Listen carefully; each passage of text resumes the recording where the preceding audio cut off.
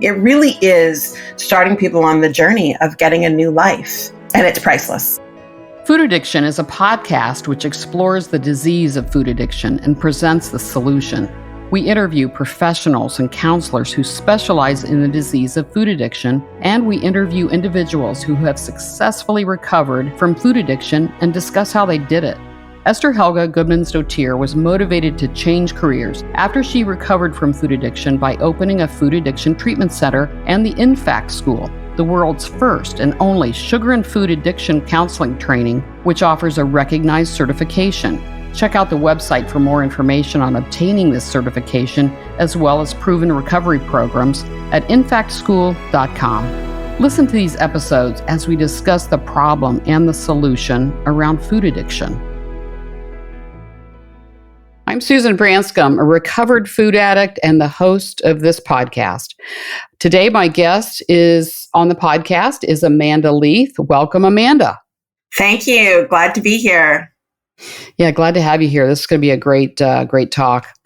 I'm going to introduce you, and then we'll dive into some questions. Amanda Leith is the owner and director of Shift, Recovery by Acorn. Amanda lives in Vancouver, Canada. She launched Shift, Recovery by Acorn, in the spring of 2019, opening an exciting new chapter of the 25-year legacy of Acorn Food Dependency Recovery Services. Amanda began as a member of Acorn, the Acorn team in 2015, and she identifies as a recovering food addict. Amanda is an addiction counselor, a certified food addiction counselor, certified food addiction professional, and CNAPS trained, which is an acronym for Center for Applied Sciences, Advanced Relapse Prevention Specialist, ARPS, with a background in drug and alcohol addiction counseling and group facilitation. Amanda's passion for recovery from food addiction helps to produce life-changing results with her clients.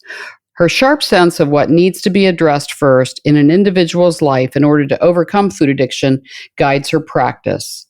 The message that she brings to those struggling is one of hope. The website is foodaddiction.com. So welcome again, Amanda. Thank you. Yeah. Looking forward to diving into some questions here and talk about your work. You and I met in May of 2019. It may have been one of your first intensives as an owner with Shift.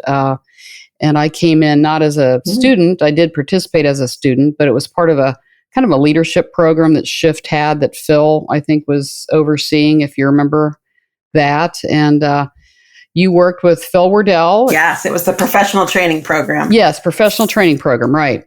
You worked with Phil Wardell and Mary Fushi, who founded Acorn and ran it for 25 years. And then you purchased the business in the spring of 2019 from them, and you changed the name to Shift, Recovery by Acorn. So talk about the company and the background and why you knew you wanted to do this work. Anything else about the Shift organization? Oh, thanks, Susan. Thanks for that intro.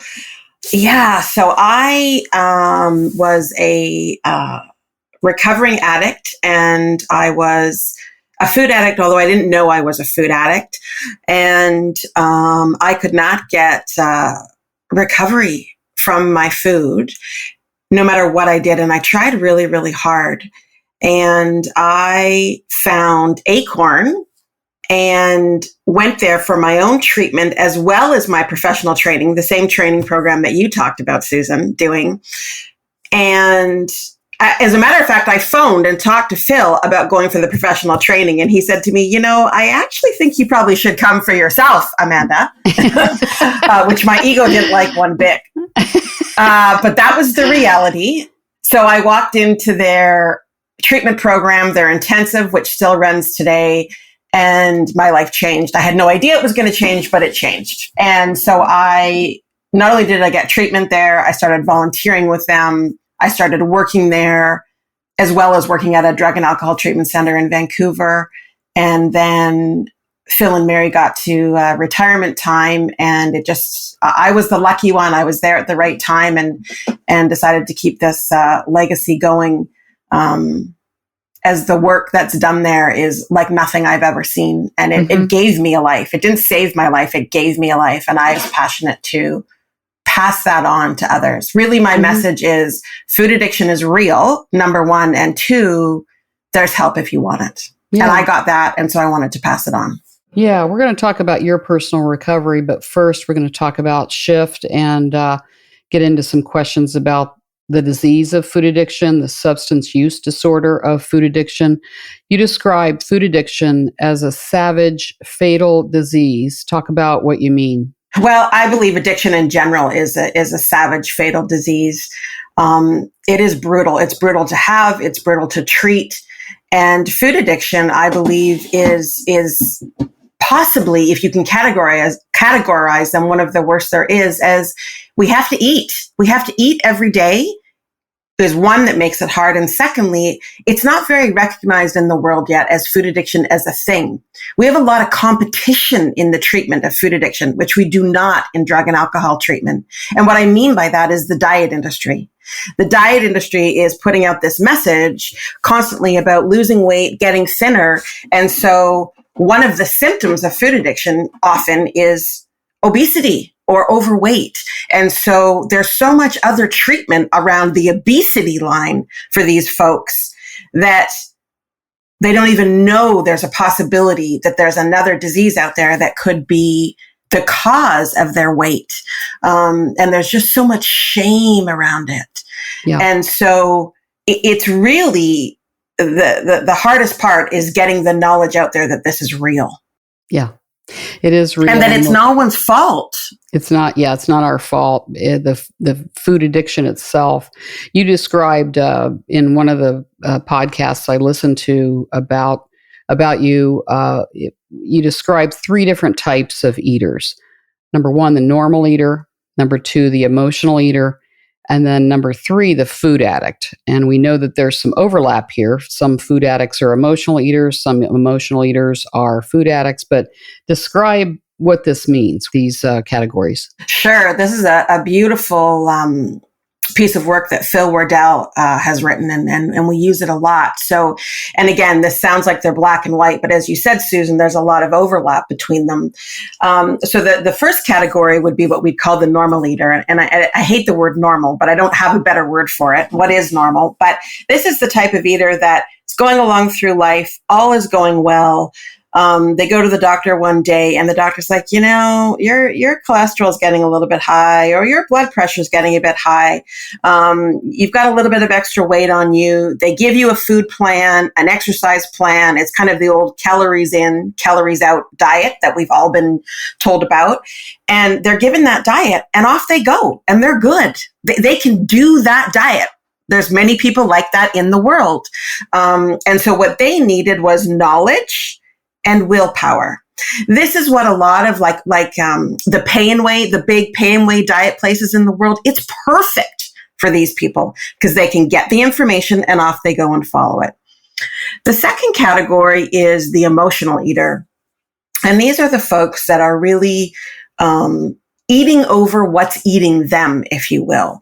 They've got past trauma, whether it's big T trauma or little t trauma, and they actually don't know how to be in the world and have their feelings. So in order to deal with their feelings, they eat. And I'm really simplifying this. And so what they need is support, probably from a counselor or a therapist. It could be group work, with tools and skills to be in this world, to live life, to deal with their feelings. And then when it comes to their food, this is where mindful eating, intuitive eating, the goal is that they can really eat everything in moderation. There's a ton of treatment for the first category, normal eater, and the second category, emotional eaters out there. There's a ton of treatment for that. Right. Then the third category is addictive eating. So food addiction. And this is when we now actually have a physical component to our disease. It's a brain disease, and we actually have physical cravings and the mental obsession that's physical to us and only to people in this category. We also most likely need skills, how to be in the world and deal with feelings, but we must deal with the physical part of our disease. before we can deal with the emotional part. Mm-hmm. And again, those overlap each other. That's very, very basic, but they're very different treatment. And if you need to be diagnosed with the right disease so you can get the right treatment. So if I'm a food addict, but I was being treated as an emotional eater, it's never going to work for me. Right. And I'm just going to have more and more shame and failure because it's I'm being treated for the wrong disease. Right. Yeah. And I relate to what you're talking about. My husband is a normal eater. I've seen him throw an actual half an ice cream cone away. And I can still remember where we were and what year it was. I mean, you just don't do that, and he needs to lose. He's always been pretty thin, but he had 10 pounds. He's like, well, I just cut my donut out in the morning, and then I lost the 10 pounds. He's a normal eater. And he asked me, why can't you just moderate? Yeah. And I said, I don't know why I can't moderate. And I know now. Right. And obesity, like you say, is a symptom. It can be a symptom of food addiction. It can be a symptom of emotional overeating, So, right? It can be a symptom of many things, and we need to be careful that we're not treating the symptoms of these diseases, but rather the actual primary disease. Right. And we can only treat the primary if we have the right diagnosis. Yes. Talk about, let's dive into food addiction a bit here with mid-stage and late-stage food addiction and defining what those are. I think you and I know I can say I was, and I think I heard you say that we were both late-stage food addicts, and to the point where we weren't eating. I guess one of the characteristics is we weren't eating for the pleasure of the food or for the effects so much as we didn't want to withdraw from it, letting it go. Yeah. So we believe there is different stages of addiction. And certainly most of the people that we're dealing with at Shift are middle and late stage food addicts. And by the time we're late stage food addicts, you said something really important, Susan. I'm no longer eating because it's fun and I'm enjoying it. I'm actually eating now because I have to. Right. I have to. I don't have a choice. Literally, my brain is now wired that if I stop eating the substances that I'm addicted to, then I'm going to have a lot of adverse reactions that are very, very uncomfortable.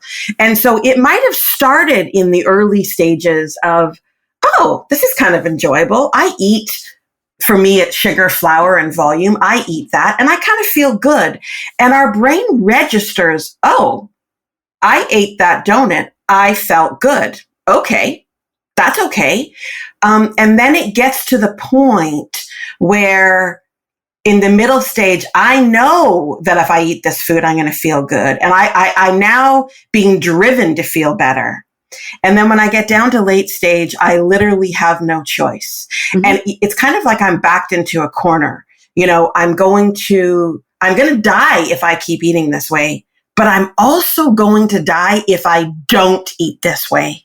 Right. And it's kind of that, it's painful. It's become very, very painful. And my life is really become about food and getting my fix. And I might be able to look okay on the outside, but inside, my whole life is now becoming about obsessing about food, getting the food, thinking about the food, and then feeling sick from eating. Right. Yeah. One of the things I think I remember you saying about late stage food addiction is despite all the preponderance of negative consequences of it, meaning that, you weighed 350, I weighed over 200 pounds. And, just despite all of that and the high blood pressure, the diabetes, which I had, I was still eating. I still couldn't stop. And the pay and weigh and the diets and all of that I tried just didn't work for me as a food addict. Yeah, thanks for reminding me about that, Susan. It's such an important thing. Those negative consequences, they just keep piling up. And they're different for everybody. But for me, yes, I had a lot of health problems, and it wasn't for lack of trying. People try so hard. So I had really serious health consequences, and I still couldn't stop. I'd wake up in the morning and say, not today, Amanda, not today. The doctor just told you yesterday you're pre-diabetic. And it didn't matter. In that moment, I needed the food, needed more than I needed to be healthy or be able to live my life. Mm-hmm. Yeah. Talk about the importance of abstinence. I've been abstinent for about 6.5 years. I think you had mentioned in here, if I calculated properly, it's around 9, 10 years of abstinence. Yeah, so I'm at 8.5 years abstinence now, years. Okay. and so abstinence for me. So, and this does look different for everybody, but here's in my opinion, the key here for any addiction is that we must be physically sober. Our addiction has two components: emotional sobriety and physical sobriety. And the truth is, most of recovery looks at the emotional part of it. But we must be physically sober first. So in food addiction, that's abstinence. And abstinence is being completely free of all the foods and ingredients that trigger my addiction. And some of the most common are flour, sugar. Some people are grains, and then volume. We can actually be addicted to volume of food. Yeah, I was. And I've been in and out of a lot of programs, but I had never been truly physically abstinent. I had cut back, or, maybe I'd stopped eating cookies, but I was still eating sugar and flour. Mm-hmm. And as long as I am putting those into my body, I don't stand a chance of healing. And one day, it's like we're playing Russian roulette. If I'm still eating them, my brain at one day guaranteed is going to get triggered that I will not be able to stop. So even if one day I can just have one cookie, there will come a day always where I can't stop at one and I have to keep going.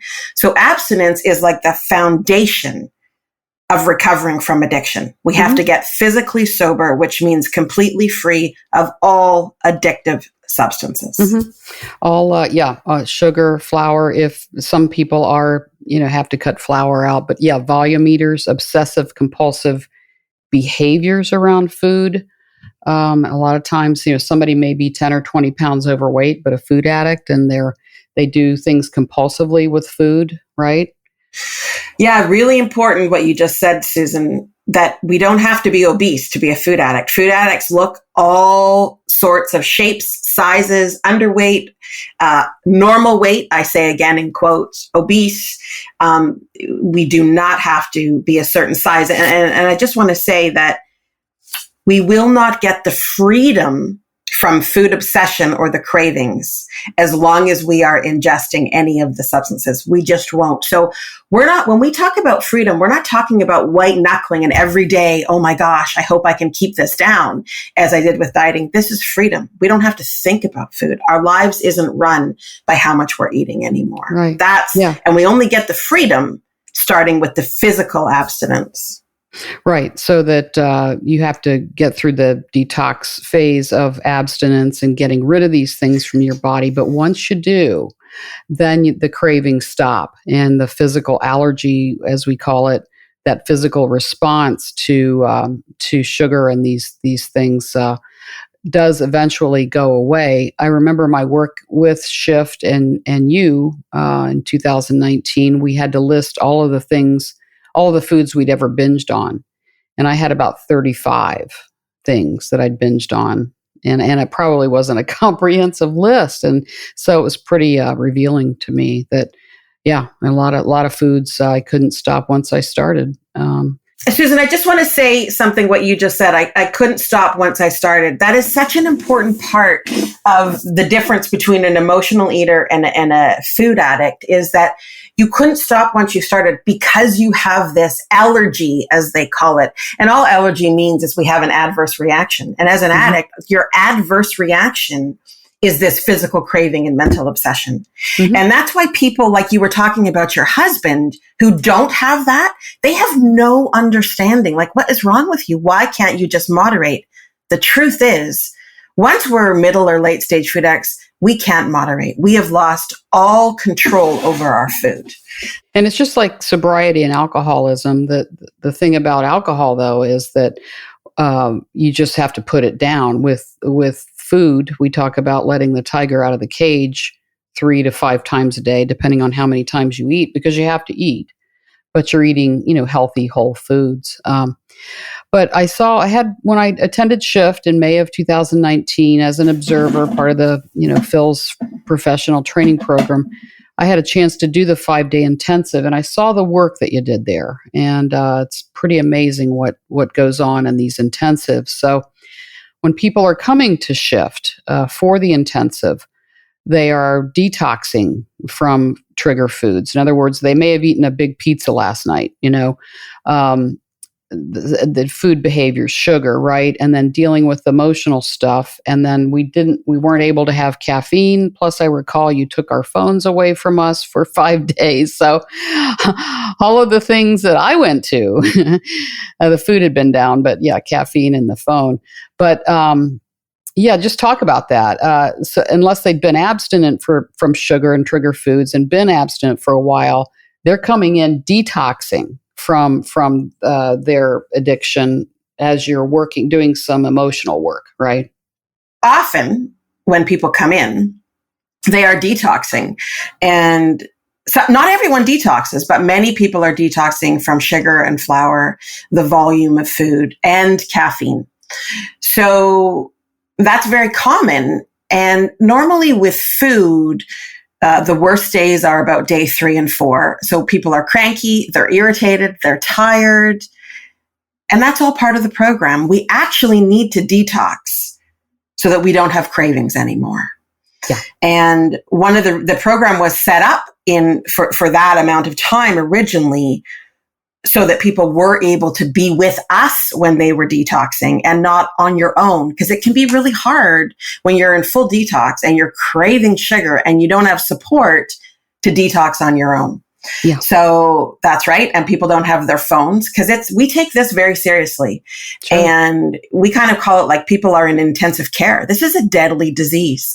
And so we want to give everyone the best chance possible to recover. And so we don't want any distractions. So we don't take their keys. People can leave it at any time, but their phones, their coffee, their food. And I will tell you, people complain about it at the beginning, but I don't think I have ever had anyone in the last 8 years complain to me when they're leaving that they're so grateful they didn't have their phone, they weren't drinking coffee, and that they detox with us. So yeah, people are in there detoxing and getting used to weighing and measuring food, which I do, and you teach them, and then the food is prepared for them. It's really cool that is done. But talk about the process. I remember the check-ins. I remember it's kind of like, okay, once you put the food down, you are detoxing, but then you're doing some work around, big emotions like fear and anger. And talk about what comes up and what you've seen. Sure. I just want to say that the intensive was designed, Phil and Mary, who started Acorn. Phil was a counselor at a addictions hospital that had a wing for food addiction. And that was a 6-week program. And when that shut down, they created this 5-day program. And the idea was that what's the most important things we can do in the shortest amount of time so that it's affordable for people. And so this intensive has literally been running this way for over 30 years. And the only changes that we've made when I came in as Shift is we went from 5 days to 7 days, and we now have a 7-week virtual aftercare program. Otherwise, it really holds true to how it originally started. And so the process is absolutely people get abstinent. They're getting a weighed and measured food plan. And it's very organic because everyone walks through the door with different things. And so often what we find with people is that they have one of the reasons, because they have been eating for so long, they actually don't have the tools to be in this world. We kind of have a living problem, not really a food problem. And once the food is down, that is the smallest part of our recovery. It's now we get to learn a new way of living. Yes. And so whatever feelings come up, whether it's anger, grief, shame, past traumas, we deal with it. So we don't dig for them to come up. at a lot of places, when you're first getting sober, they don't want to deal with trauma or big feelings. But what we've realized, when people put their substance down, those feelings come up. So we better give them some tools to deal with it, or eventually, probably sooner rather than later, they're going to go pick up the food again. So we do process work. We have a very, people call it our secret sauce. I don't know if it's really a secret sauce, but the way we deal with emotions, with anger and sadness and grief, we really hold space for that if it's up, and it's not up for everybody. And doing work in a group, it's far more healing than just with a one-on-one counselor. That's right. Each peer-to-peer, being in that setting with other people that have the same disease as you, their lives might not be the same, but they're showing up. We're being raw, we're being vulnerable, and the healing that goes on in this short week, it's miraculous. Yeah. I remember before I came and I thought, 1 week, that's not going to do anything, before I got my recovery. And it's just life-changing. It really is starting people on the journey of getting a new life. And it's priceless. Yeah. I saw you at work, and you have a real instinct for people and kind of where they are. In your bio, you talk about what needs to be addressed first in an individual's life in order to overcome food addiction. So you have a sense for people and where they need to go. And so talk about the clients, they become abstinent, they may deal with trauma and feelings, get some tools for how to deal with things in their world, and they're going back out to reentry, and then so they're going back out to family, friends, work people. And it turns out that not everybody in the world is working a 12-step program. Unfortunately, it would make my life a lot easier.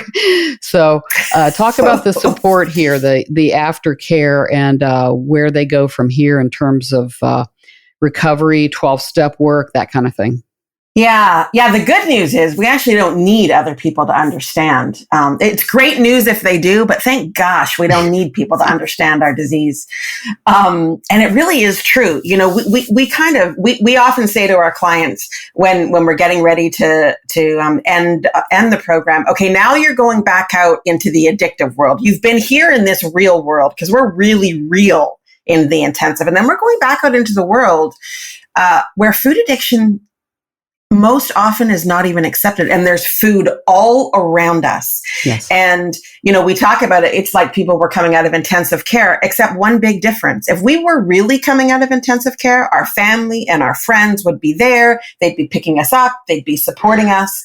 But when we come out of treatment for food addiction, a lot of people, like you were saying, have no idea. They think we've maybe been at a spa or a workshop. Yeah. And the reality is, we have to set our lives up and really protect our recovery and do it one day at a time. So that's one of the things we have added in Shift is this aftercare, because more and more it's been proven scientifically that in the first 24 months of recovery, people need substantial support, recovery from an addiction. So anyone that's coming to our intensive, it's actually an 8-week program. It's 1 week intensive, and then followed up by a 7-week virtual aftercare program. Mm-hmm. And part of that aftercare program is you're doing a group once a week with all your fellow peers. You're doing one-on-one sessions. You're doing daily check-ins, see how you're doing. There's a lot of checkpoints. And so that goes on. So it's your first 2 months, and then we have an outline of what people can do in their first 24 months of recovery. And it includes peer support, which would be like 12-step fellowships, mm-hmm. As well as professional support, which is things they can do at Shift. And so we have other programs. We have a virtual 6-week relapse prevention program. We have a virtual 6-week emotional sobriety program. We have a virtual 6-week breaking free from codependence patterns program, as well as we have addiction coaches and addiction counselors that people can work with. We also do 3-day weekends with alumni. You have to be alumni that they come, and it's a 3-day weekend led by one of the counselors. And we deal with life. What's going on? People are sober then. We're not dealing with the food. We're actually dealing with life. Yeah. And again, the magic in that is people supporting each other. And then one other thing I'll say that we brought in during COVID. COVID was in some ways brought a lot of blessings to us. And it allowed us to do a lot of our work virtually, which I wasn't very excited about, but it really worked. It worked. Yeah. And one of the things we created was these free, it did work and it does work. And we created these, free 4 times a week shift strong calls, and anyone in the community, and even if you're brand new, can join the shift strong calls. And it's just a 1-hour check-in led by one of our coaches or therapists, where you just get to check in. And so the community of Shift is an incredibly strong community, peer to peer. The support there, I hear people say all the time, is just like nothing they've ever experienced. Yeah. Wonderful.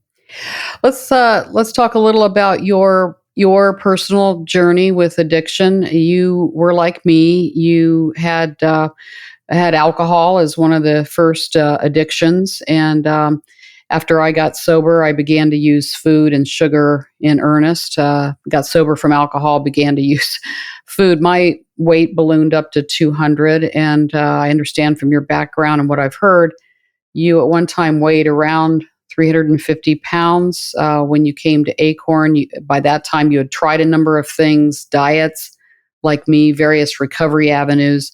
You had bariatric surgery in 2006. So talk about coming to Acorn, now Shift, and what they were talking about, how they were talking about food resonated with you. Talk about that. Yeah, thanks, Susan. So yes, I like you, I think I was born an addict. I don't know what it was, but I just knew that I was born with this big hole in me, this kind of black hole that I was always yearning for something, really to belong, to feel important, to fit in, to be loved.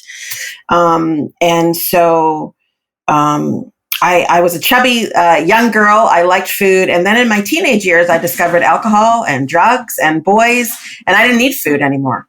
And then, in my early 20s, those things kind of quieted down, and I picked up food, and with a vengeance. And it just, no matter what I did.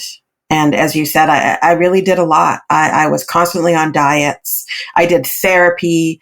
I did a lot of intuitive eating. I did a lot of emotional eating programs. Very, very well-meaning practitioners were trying to help me.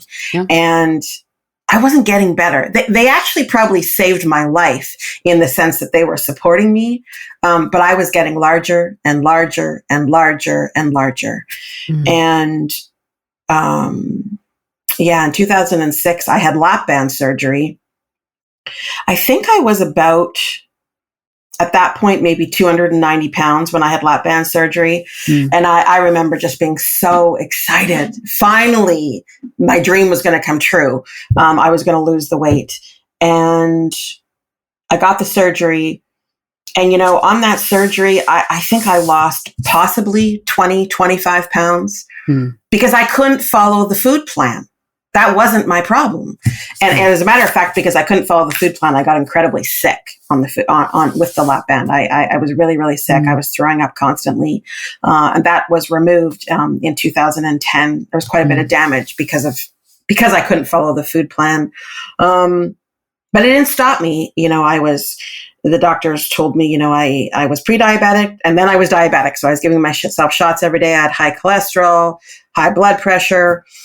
And I'd gone to other programs. Believe me, I'd gone to other programs and tried to get help, and my weight just kept getting higher. I don't actually know my highest weight. I know it was above 300 pounds. I don't think I got to 350, but it was above 300 pounds. I don't know my exact weight. So, then I went back to some of the 12-step programs were just amazing, but I couldn't get food abstinent in my 12-step programs.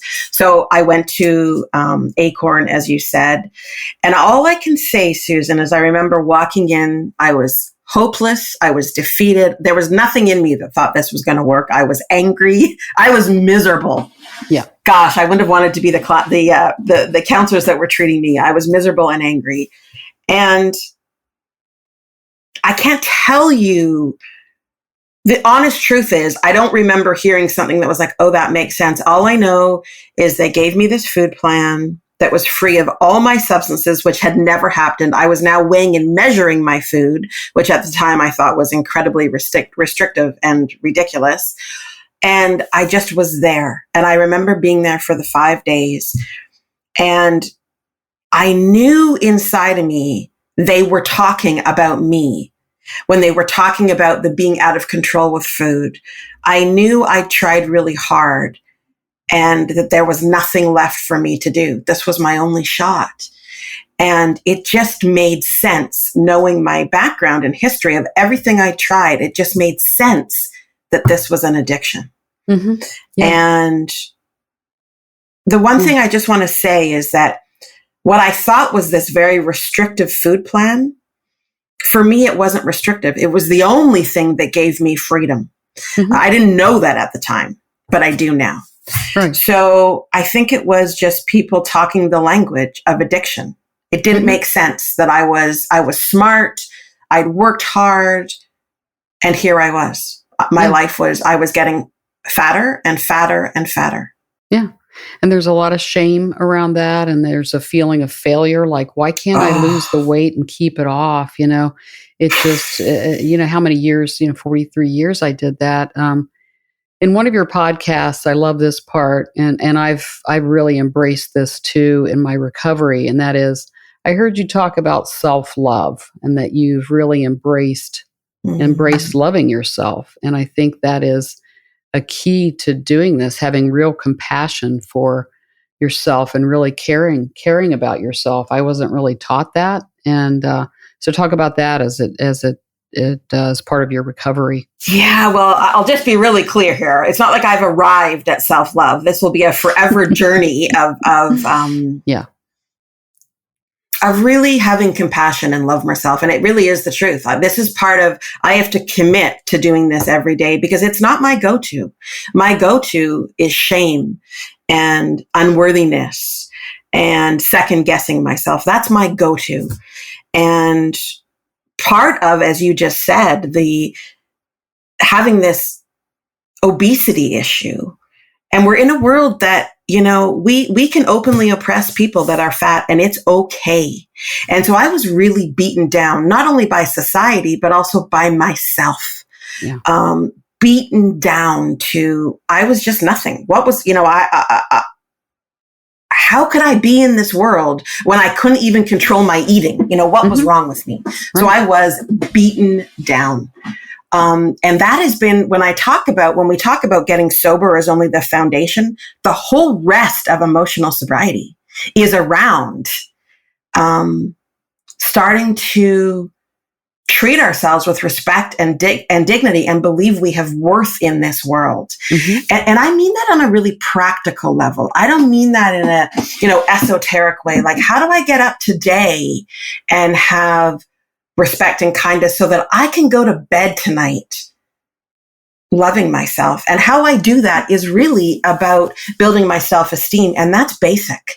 What are the things throughout the day that gives me that? And it's being honest to the best of my ability. It's doing basic, like doing the dishes, making my bed. It's being with other people and showing up for them in love and kindness.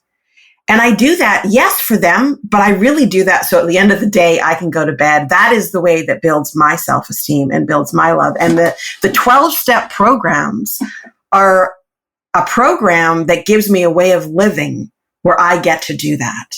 Right. And so, as I say, I've not arrived, and I will never arrive here before I die, but I commit to the best of my ability every day to show up. And that means even when I make mistakes, I'm just a human, that I can show myself some compassion and love because I'm going to make mistakes every day. Every day. That's just the way the world is. Right. So I now have a program and people around me that help me do that. Right. That's my commitment in our program. My hope is that people show up and they feel the room, there's room for them. There's a seat at the table for them and what they're going through. And we often say, we're going to love you until you love yourself, which I hated that saying at the beginning, I did too. but it's been really helpful.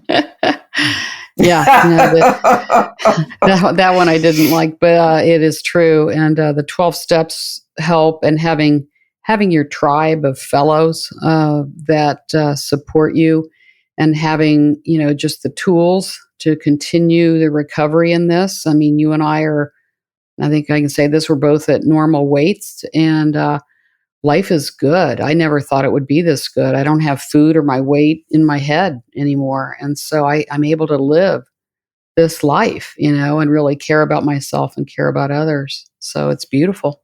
Yeah.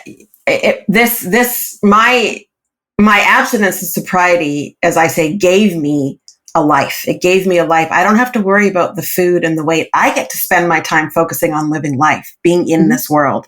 And it's hard sometimes, and it's great sometimes. And this is life. And I just get to deal with life as it comes. And I don't have to be obsessed with food and my body and what I look like. I get to live and show up in the world the best I can. Yeah. It's kind of a miracle that is available to all of us. Yeah. Well, as we kind of get closer to the end here, a couple of more questions. How many people have been through Shift? And I guess, what is the success rate? I know you track it. I think Phil and Mary tracked it. How do you stay in front of people and how they're doing? Yeah. So, the truth is, I can't tell you an exact number, how many people have been through our program in the last 30 years. It's in the thousands for sure. Thousands of people have come through. And we have done surveys tracking people. And it seems that it looks a bit like 30% of the people that come in the first time get abstinent and are abstinent 5 years later. Which is quite substantial for addiction recovery. There's not a high rate of recovery in addiction. And then 30% of the people come in, get abstinent. They're abstinent 5 years later, and they've had some bumps along the way. They've picked up food, they've put it down, they've had some relapse, but they've stayed the course. And 5 years later, they're abstinent. And then about the rest of the folks, we're not sure. We don't hear from them. So whether they're in their food or they've done something else, we're not sure what happens with them. And one of the things we really try and set people up for is long-term success. Like, it's one thing to be abstinent and sober when you're with us and your food's being served, but how are you going to live your life? Right. So we really encourage people to be part of a 12-step program. And the other thing we've really noticed is that people that stay close to us as a professional organization, or other professionals that recognize food as an addiction, do much better. I think one of the most important pieces is that you stay with peers that believe food is an addiction, and they share that with you, and you stay with professionals that see food as an addiction. And if you stay close to that and get a lot of that support, that often relates to longer term success, longer term freedom. Yeah. And so we're really constantly trying to create programs for longevity. It's one thing to get sober and abstinent, but then after that, it's how do we live life? Yeah. No, you say that you worked with alcohol addiction as a counselor, and you said that it's easier. That was an easier thing to do than to work with people in food addiction. So I was just wondering about that and why you've counseled people in alcohol and food. Yeah. Yeah. It came to a point where I was working actually part-time with alcoholics and drug addicts and part-time with food addicts, and I had to make a choice. And the truth was, working with alcoholics and drug addicts was way, way easier. But I just knew in my heart the place, the addiction that had really got me was food. So I knew that was where my place was. And I think it's because of things I've already said. We have to eat, and food's all around us, and the world doesn't see it as addiction yet. And so we strongly believe that people with food addiction actually need more support than people with drug and alcohol addiction. And that's not the way it's set up. People will go to 30 to 90 days of treatment in drug and alcohol addiction, no problem. But they want to come, to a 1-week program with us and think they're wham, bam, thank you, ma'am, it's all done. And it's not true, because we do have to eat every day. And so one of the things that people often do is they get sponsors through a 12-step program that they're in touch with almost every day around their food. And we really encourage people to work a strong 12-step program. Mm-hmm. Yeah, that's how I've been able to recover. I talk to someone every day, and then I weigh and measure my food, and I do reading and writing. I talk to at least 4 or 5 people a day in the program. So yeah, me too, Susan. And I hope I never stop. Some people will say to me, well, don't you've been doing this for 8.5 years. You're a professional. You don't have to do this anymore. And it's like, this is what gives me freedom. Right. And it's a joy now for me, because I get to see, I get to see what life I get by doing these things. So, and I hope I never have to stop. I hope I never stop. Yeah, my son-in-law asked me the other day when he was watching me weigh, he says, do you think you'll always have to do that? Don't you know what 4 ounces of chicken is? And I said, I hope so. I said, I'll probably be the only 90-year-old in the nursing home weighing and measuring my food, So I'll be there with you, Susan, I hope. Yeah. If I'm lucky, I will weigh and measure my food for the rest of my life. That's the truth. Me too, because we don't know what, fortunately right now, what relapse looks like, but one day at a time. Your world will change when the DSM-5 recognizes food as a substance use disorder. There will be a waiting line to get into Shift, because at that point, insurance will pay for it, as just like they do alcohol and drug treatment. So, get ready, because we think it's going to happen. But yes, we've been working hard at getting it in there. But, that's for sure. It looks there's some hope there. But Amanda, it's been great to get to know you. I've known you now for a while, and it's a privilege to know you. If someone wants to consider coming to Shift for the 1-week intensive, the website is, of course, foodaddiction.com. You can go there and find out more. But what would you tell someone that thought that they may be a food addict, or they know someone that might be a food addict? What would you say? Yeah, so we do. We have free consultations that you can set up a time to chat with myself or one of the other counselors. And we don't just talk about Shift. We kind of talk about all the options. And a lot of people do that. We also have these Shift Strong calls. Anyone can get on our Shift Strong calls. You just go to our website. The link is there. They're free, and get in the room with other people. Do you relate to them? Ask them questions. The best information you're going to get is from the peers and the people that have walked through our program and other programs. And what I know is that I could never imagine I would have this life I'm living. And I'm nothing special. I am nothing special. It is there for everybody, but you just need to work with people that really understand what's going on with you and are there to support you. Right. And there's more and more of us coming out in the world that are actually treating food addiction. And just Esther, get support. This is not your fault. You are not weak.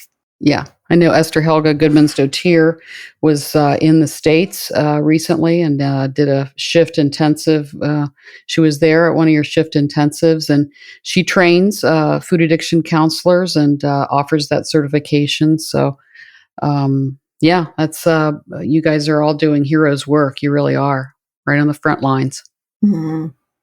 Thank you, Susan. So are you. So are you. Just doing these podcasts are amazing. I love them. Well, thanks, Amanda, for joining me. It's been great. I'll let you know when the episode comes out. Thanks for joining me today. Thanks so much for allowing me the opportunity.